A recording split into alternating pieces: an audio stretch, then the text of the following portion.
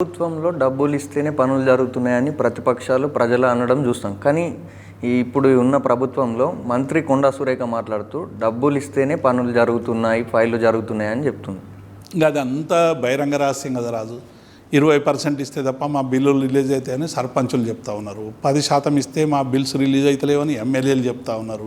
మొత్తంగా కూడా టోటల్గా ఏ పని కావాలన్నా కమిషన్లు, కాంగ్రెస్ అంటేనే కమిషన్లు అనేది చాలా బహిరంగ రహస్యం. ఇది ఇవాళ ఇక్కడున్న సంపద అంతా కూడా ఏఐసీసీకి పంచిపెడుతున్నారని చెప్పి వాళ్ళ కాంగ్రెస్ నాయకులే ఆ చివరికి కోమటిరెడ్డి వెంకటరెడ్డి చెప్పిండు కదా, కోట్ల రూపాయలు పెట్టి ఈయన పిసిసి ప్రెసిడెంట్ పదవి తెచ్చుకున్నాడు, ముఖ్యమంత్రి పదవి తెచ్చుకున్నాడు అని వాళ్ళంతా వాళ్ళే చెప్పుకుంటారు. కొత్తగా చెప్పేది ఏం లేదు. కాబట్టి కాంగ్రెస్ పార్టీ ఇవాళ ప్రజలకు ఎట్లయిపోయిందంటే ఏ పని కావాలన్నా ఇవాళ ఆఖరికి రిటైర్ ఉద్యోగుల జీపీఎఫ్ రిలీజ్ కావాలంటే 7%, 8% కావాలని చాలామంది బ్రోకర్లు తిరుగుతున్నారట. నేను ఏమంటున్నారు, రేవంత్ రెడ్డి ఇటువంటి వాటి మీద దృష్టి పెట్టి ఈ సమస్యకు పరిష్కారం తీసుకురా. మీ ప్రభుత్వం మీద ఇలా ప్రజల్లో గతంలో రాజులేమో ఏదో అర్ధరాత్రి పోయి ఎక్కడైనా పోయి అసలు మా దేశంలో ఏం జరుగుతున్నది, ఎక్కడ అవినీతి జరుగుతుంది, ఎవడు తప్పు చేస్తున్నాడు, ఎవడు మంచి చేస్తున్నాడు కనీసం ఆ రాజులన్నా పాపం తిరిగేటోళ్ళు, ఫ్యూడల్ రాజులు.